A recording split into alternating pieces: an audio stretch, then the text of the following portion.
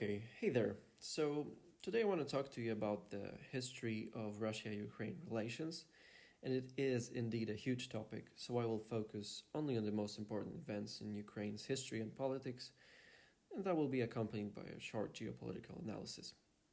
So, please stay with me as I'll try to cover almost 4 centuries in as little as 15 minutes, not even 10.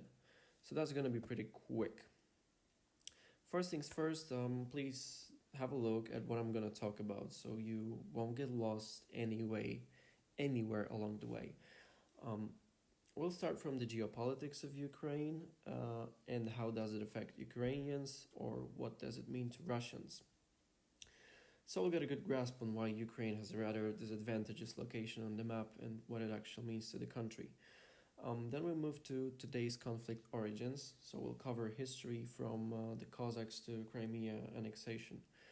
Then I'll try to get you up to speed on the most important recent events from Ukraine's rather toxic relationship with Russia. And then we'll try to predict the future and what it will bring to Ukraine. But first, for a start, a cool aphorism that I believe can apply not only to history.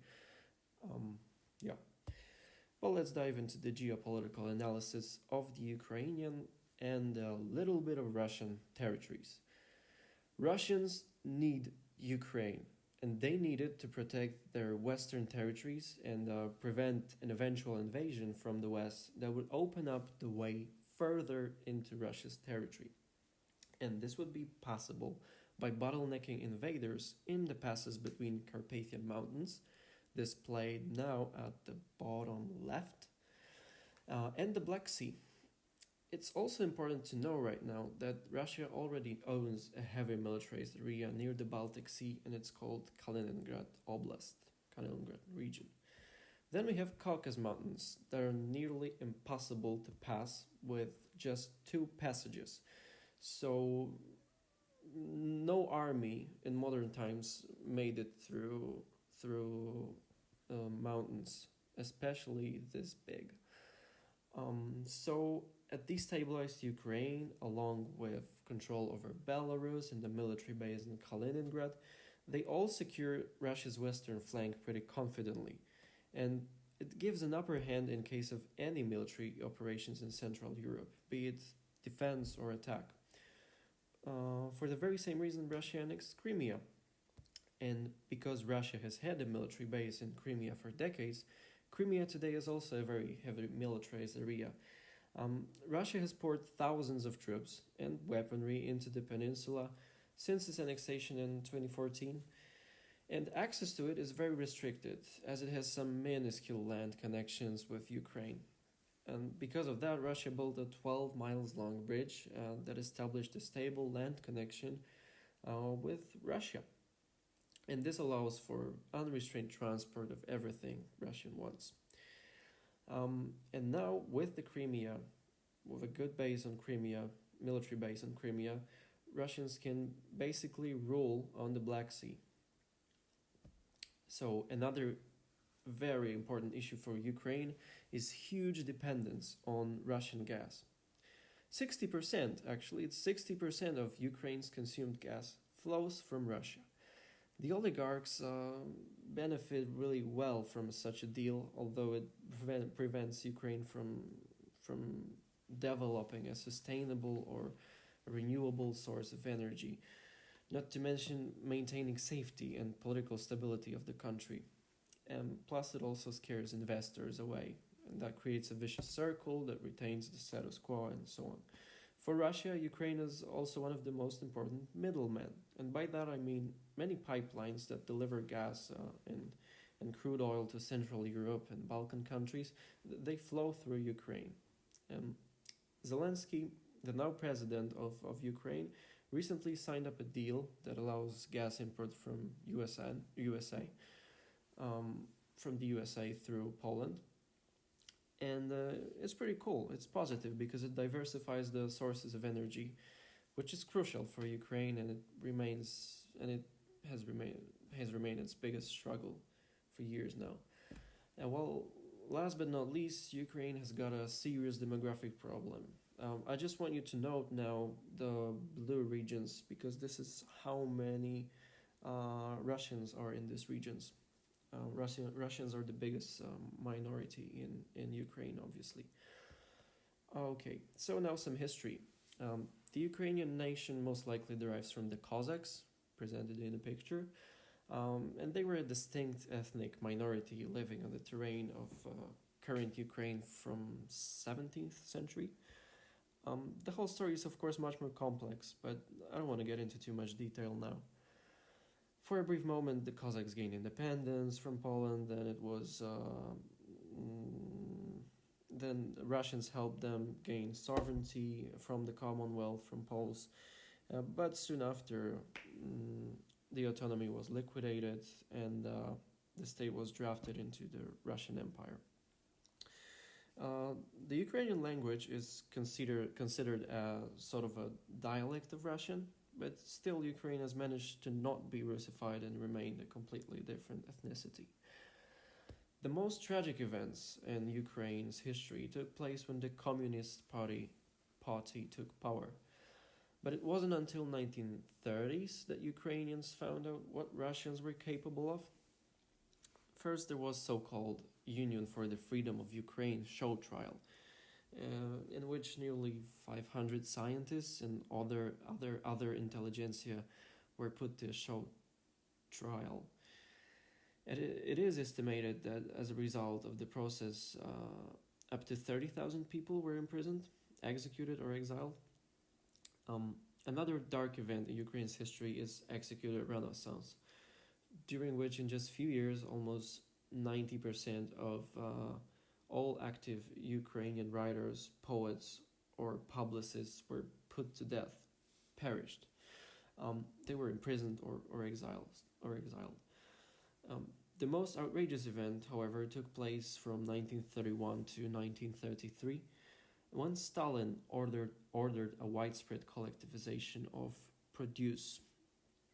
As a result, some of the most fertile land in the world wasn't even able to provide enough food for a nation that never starved before, ever.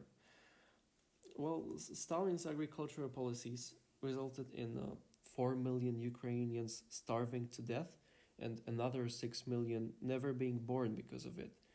And that completely disrupted the country's demography. It was 100% man-made famine.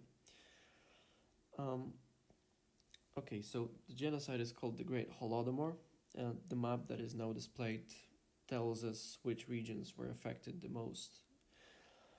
And after the dissolution, after the USSR fell apart in 1991, Ukraine could finally declare independence. And almost all countries started drifting away from Russia to strengthen their ties with the EU. Ukraine tried to do exactly the same, but in 2013, Viktor Yanukovych, the then president of Ukraine, betrayed his fellows and cancelled the deal with the EU. And it created a massive outrage in country's capital, Kiev. Yanukovych fled the country to find refuge in Russia. Meanwhile, Russian forces invaded Crimea and two regions of western Ukraine, Luhansk and Donetsk, where the war hasn't ended to this day. It has taken over 14,000 lives so far. More than 3,000 are civilians. The situation has been tense since 2014, but just recently, the current president, Volodymyr Zelensky, cut a deal with separatists to move the front line further away from each other, so the ceasefire agreements are actually respected and not violated constantly. So what is happening now? The year 2014 was a turning point, which actually marked the beginning of the chain of events. So, like I said, the reason was cancellation of economic deal, then there were protests, then there was the Russian intervention with Crimea annexation and war in the West. Then there was a pretty significant, remarkable event that took place near the borders with Russia. Malaysia Airlines plane was shot down by Russian forces. Well, it was separatists, but let's face the truth, they are Russians. and there were some 300 foreign civilians on board. It is proven now that the missile was Russian. Okay, so then we have Ukrainian ships that were attacked and captured by Russian fleet in the Azov Sea. That was in 2019 or late 2018. The ceasefire was violated more than 20 times between these 6 years, and the longest lasted just 6 weeks, so not that much. Okay, and that's why both sides agreed to move their trenches further away from each other. And Ukraine starts importing gas from the USA from like March 2020, so it's pretty fresh. Okay, so the demography, a very important aspect. Over the course of 30 years, Ukraine's population has been decreasing by 250,000 people each year, consequently. If the trend remains unchanged, the population is going to shrink by some 20% from 42 million people to approximately 34 in 2050. So that's some 8 million people.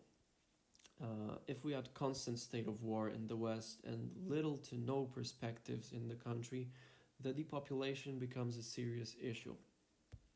Unfortunately, the last data on population is from 2001, but this year Ukraine plans to conduct a census that can shine a new light on the country's demography and let us know a little more. However, what I expect personally is a decrease in Ukrainians' population and an increase of Russians. In 2001, as much as 17.3% of population considered themselves ethnic Russians, and that made them the biggest minority. But again, that's some pretty old data, so especially if we consider the Crimea annexation and an active ongoing conflict in the east that causes huge migration. My blind guess is it's going to be like 75% Ukrainians and 25% Russians. So Ukrainians are fleeing the country, which is pretty bad, but beneficial for Russians. Yeah. And what about the future? So Ukraine's between a rock and a hard place really. Should it keep close ties with Russia, it gradually loses sovereignty. Should it strengthen its ties with the West, Russia just bullies it. And actually, Russia will never stop bullying Ukraine. Never. Putin doesn't respect international law. He doesn't respect literally anything. The only way for Ukraine to grow and develop is a slow but well-planned switch from dependence on Russian energy sources and economy to a more European Union orientation and cooperation. However, it will never be possible without a strong support from European countries and USA. And that's it. Thank you so much for listening. I hope you enjoyed it, and I hope you don't mind the delay. I'm sorry.